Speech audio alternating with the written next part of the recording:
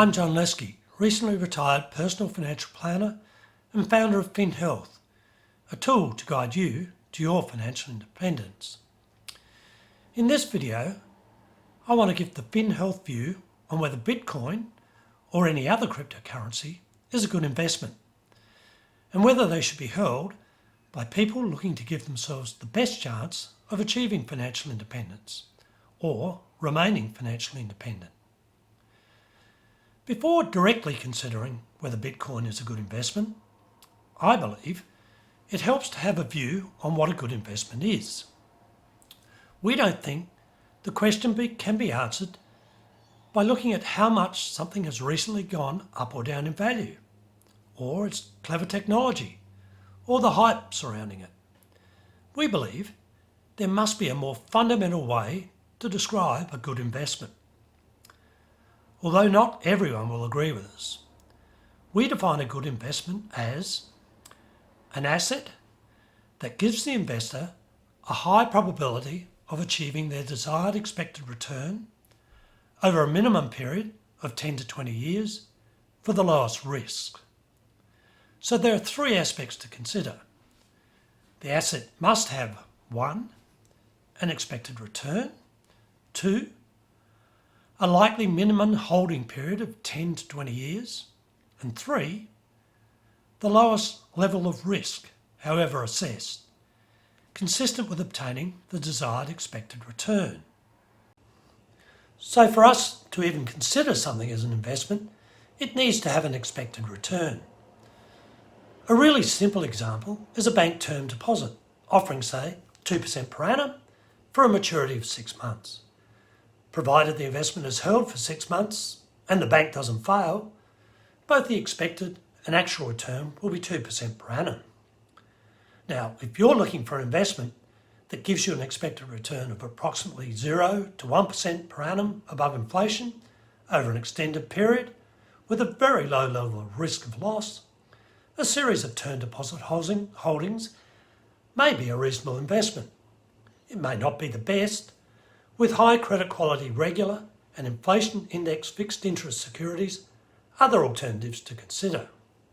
However, if you're needing an investment that has an expected, but not guaranteed, return of 5 to 6% per annum above inflation over, say, a 10 to 20 year period, we would view a term deposit as a poor investment choice. Generally, to give yourself the chance of receiving investment returns that are, on average, 5 to 6% above inflation, you need to be willing to accept significantly greater fluctuations in the value of that investment than you would for a term deposit or a government bond.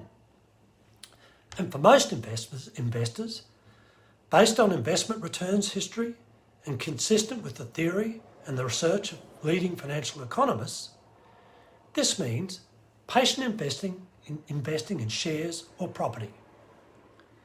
However, the expected return of these assets is not as apparent as it is for a term deposit or fixed interest security, but it is implicit in their valuation. Let me explain. To calculate the value you would give to a stock exchange listed company, for example, you would need to discount your estimate of the company's future cash flows to today's value, using your desired expected return. A formula, as shown on the screen, is commonly found in finance textbooks to summarise this calculation. In our view, this formula should be able to be used to calculate the value of any investment asset. Now, the actual market value of the company that you are valuing reflects the market's consensus view on this calculation. At any point in time, if you knew the market's consensus view of the company's future cash flows, which in reality you couldn't, and given you know the share market's valuation of the company, you'd be able to calculate the market's implicit expected return. This return varies continuously, as do both market values and views regarding expected future cash flows. Now, while an individual share or property investment may give you a chance of achieving your desired 5 to 6% expected return above inflation, are they good investments? Remember, our definition of a good investment is one that offers investors the chance of receiving their desired expected return over an extended period of time for the lowest risk. As discussed in our video blog, the investment diversification ratio, individual assets carry additional risk compared with their asset class. For example, an individual Australian shareholding is a member of the total Australian share market asset class. This additional risk is called non-systematic or idiosyncratic risk. It can be easily avoided by diversifying broadly. For example, instead of buying an individual Australian share, buy a managed or exchange-traded fund that mirrors the performance of the total Australian share market. You can't expect to be rewarded for taking non-systematic risk. So, in summary, for us, the characteristics of a good investment are: 1. It has a high chance of providing our desired return, based both on history and investment theory and research. 2. The return can be expected to emerge over a minimum 10 to 20 year holding period, but may fluctuate considerably over the short term. And 3. It is very highly diversified to eliminate non-systematic risk. So, how does Bitcoin measure up under these criteria? First, I have no idea how to calculate Bitcoin's expected rate of return. While it has a market value, there are no future cash flows to plug into the formula discussed earlier to calculate an implicit expected return. In this respect, in our view, it's only not a good investment, it's not even an investment. Its future returns are total speculation. As to a desired return being achieved over an extended period of time, there is insufficient historical evidence or theoretical justification to know what may happen to Bitcoin's value in the future. In our view, it could just as easily become worthless or continue on its recent trajectory without having any real economic significance. And it clearly fails on the diversification requirement. Some suggest that buying a basket of cryptocurrencies overcomes this objection.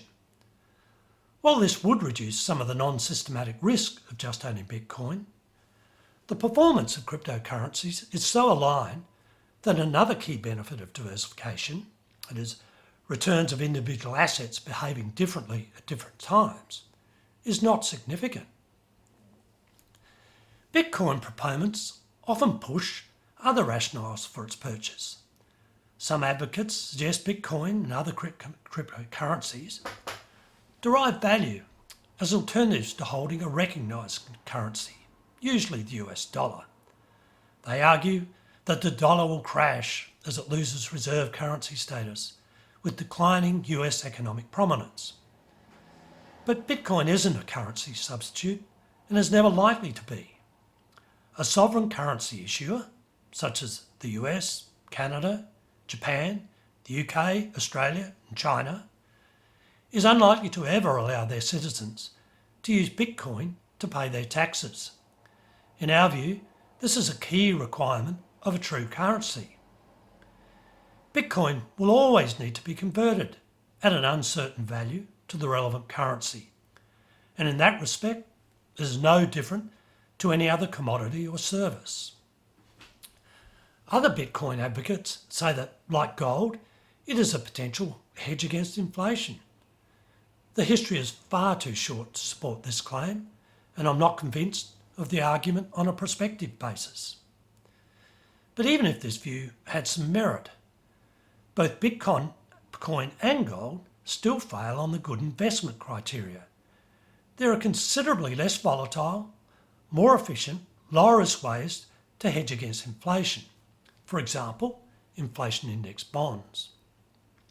Therefore, our conclusion is that anybody who's serious about maximising the chances of achieving or maintaining financial independence should give Bitcoin and other cryptocurrencies a very wide berth when considering investment alternatives. Applying our good investment characteristics to a number of other creations that investors are often urged to consider, such as commodities, currencies, mortgage funds, long-short share funds, and many other exotic products, lead us to the same conclusion. I'd like to know what you think. Please provide any comments or questions below. Finally, thanks for watching.